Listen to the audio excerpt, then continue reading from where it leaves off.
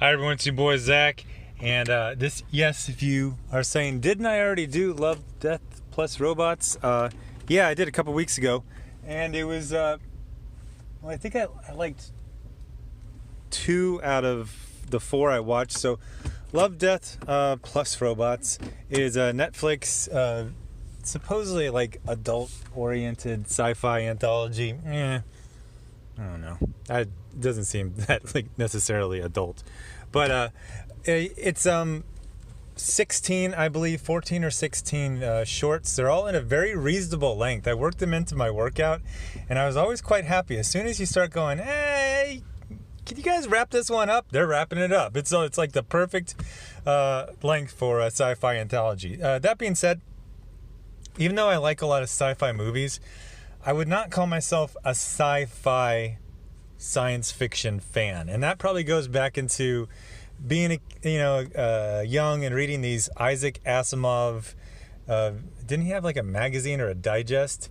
And while supposedly the stories were science fiction, they were almost all just shaggy dog stories. The ironic twist. Everything was the ironic twist. The other thing I hated is that everything was very, it was always the wolf people on the ice planet or the ice people on the wolf planet. There didn't seem to be a lot of subtlety or real thought to a genre that should be about both. I just kind of like space shoot 'em ups, like, Star Wars, and then kind of like normie sci-fi like Star Trek. Anyway, I did the video a couple weeks ago, and I just basically picked the ones that I thought I would like based on, did they have guns in the little thumbnail for the... So I liked the one about the farmers with the mech suits. I liked the Zima Blue one. I didn't like the one about the Russian soldiers. I didn't like the other one about the American Marines. When I was reading the comments, and I read all the comments, people were recommending, based on basically what I said I liked, they suggested these 3. They said, these are really good. We think you're going to like them. And it was literally like, it was like Goldilocks. It was like, this porridge is too cold. This porridge is too hot. This porridge is just right. So I'll just do them in the order that I watched them. The first one was called Sonnie's Edge, and this one straight up sucked. I do not know why anyone recommended this thing. So I have another channel where I review comics mostly, and I talk a lot about SJW, politics, and propaganda.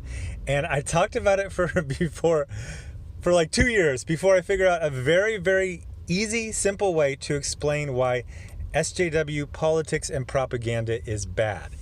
It is bad because it makes stories predictable, which makes them boring. You can say a lot of stuff about what art is supposed to mean to humanity, but the simplest thing a story needs to do is be interesting. And when you put SJW politics and tropes and archetypes in a story, you can guess every single thing. So this is about basically a monster fighting club where people can control these genetically engineered beasts and fight each other. The main character is a woke, masculine lesbian with the side of her head shaved. And if you read comics, that's basically 50% of all new characters are like that, like almost exactly. So I'm like, oh boy, I know exactly. She's going to be really angry at men, and they say this very specifically. She's going to curse, but it's going to be like weird cursing, like forced, And there's going to be a lot of like edgy, like punk rock, because you have like Dayglow makeup. And there's going to be a twist, but you're going to see the twist a mile away, because that the woke lesbian with the side of her head shaved, she can't lose. She's got to win. So I guess the twist is that her mind is actually in the monster. I guess that like in the first 2 minutes. There was one point where I was actually interested. Oh, there's another couple of SJW tropes. All women are friends, and half of women are lesbians. And boy, we just checked off every single SJW cliche about female characters. So there was only one part where I was remotely interested. is that this woman meets another woman. They are instantly friends, and within like a minute and a half, they are starting to become lovers. Well, the feminine one turns out to be one of those robot or those like genetically engineered fighting beasts, except for this one looks human most of the time.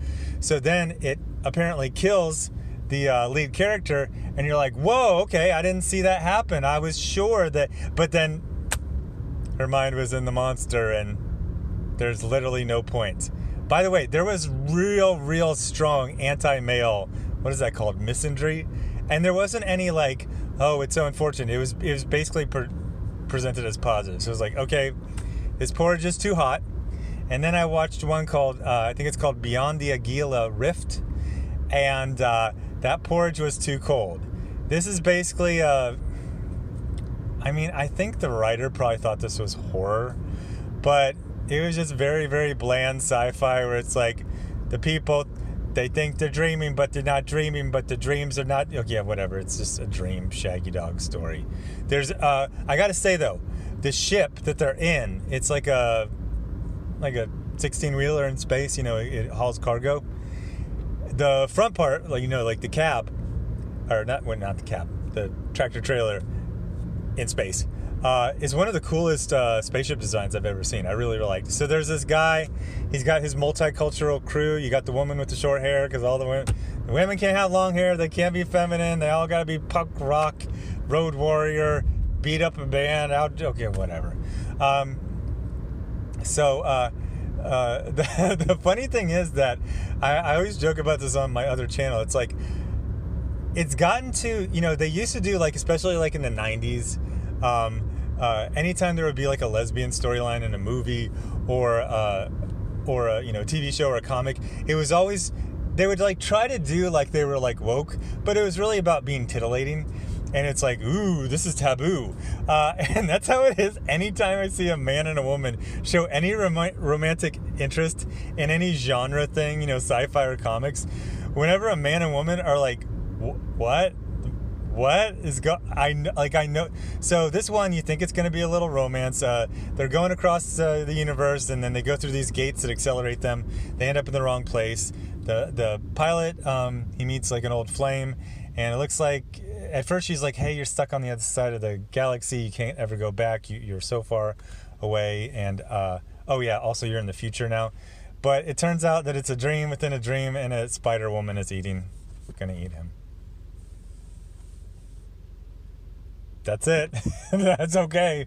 Then I watched the third one, and the third one, the porridge was just right. This one was called Lucky 13, and this one was freaking excellent. So first of all, you know, the last time I watched it, it was multiple different animation styles. There was the one with the farmers, and that one was kind of like Clone Wars. It was very stylized. Then they had the Zima. That was more like it was 2D, you know, animation, but it was very stylized. But then they also had like the two military ones were like generic cutscene figures from, you know, whatever, Battlefield or Call of Duty. So you're like, okay. But kind of all of these were no, the first one was stylized, but the second two were kind of like, I think they were literally like models they already had that they just did slight tweaks on. But this one was cool because what I'm saying is those other ones, I didn't recognize any of the voices. Nobody looked like any particular person. They all just looked like generic cutscene characters. But this one, they had, I forget her name. She's one of the actresses from Orange is the New Black. And I liked the first two seasons. So I was like, oh, I recognize her. I like her. So I was drawn in. And then they're doing like the military stuff. And the military stuff is like good. So I was in the Marines. Then I was in the Army National Guard. Then I was in the Active Duty Army. Then I was in the Army National Guard infantry. And so but this is basically like she's kind of like an Osprey pilot. That's like a VTOL aircraft that the Marines use. I was in from 2000 2004, so that's when they were testing out the Osprey, but we were still going around in Super Sea Stallions and Sea Knight helicopters. What was it, 46 and CH-46, CH-53. Anyway, I was in a helo company. So that might sound really, really fancy, but it was just the method of conveyance during training. When you went to war, everyone just went in whatever vehicle was, available. But when we were in training in Camp Pendleton, we had all the different companies, and it was like Echo Company, they were in Amtrak's, Fox Company, they were in Zodiac boats, Golf Company, we were in Helos, and then Weapons Company, they were in Humvees. So it kind of reminded me of my days, doing training in Helos, and obviously, actually, I don't think I ever was in a Helo in Iraq. We went in actually like deuce and a halves, then we got Humvees, and no, what am I talking about? Amtrak's. Amtrak's, and then we got Humvees and deuce and a halves for troop transport once we got our own AO. Wow, I don't think I was ever in a Helo there. No. But then in Afghanistan, we were in Helos all the time. We would do air assaults, which again is fancier than it sounds. All it means is you just went there in a helicopter. You don't have to go to a hot LZ. People don't like hot LZs because they're hot. But all of the military stuff was done very, very well. They never tried to have the pilot be like this super badass, Navy SEAL who could fight 10 dudes at once. She was a pilot. She had a little pistol. She had some automated guns on her, kind of like a space Osprey, and she was cool. So the story is she's the boot, she's the young LT pilot. So she gets bad luck. It's the 13. That's in the serial number, and this vehicle before has lost its entire crew but somehow still survived, which is pretty rare. She gets it and she kind of bonds with it, and then we get to see that she survives a lot of combat missions that are in the space war that looks like it's pretty hectic. And then at the end, the ship gets shot down and she basically has to set the self-destruct. So okay, spoilers, go watch it. This is a really good one. So at the end, her and the Marines aboard, they go and get some cover. The bad guys go up to the ship, and then they climb all over the ship and they use it as like a fighting position. So before, she was like the ship or the craft was supposed to explode because they did the self-destruct, but then it didn't. So there was kind of a hint that the AI for the ship might be intelligent or evolved.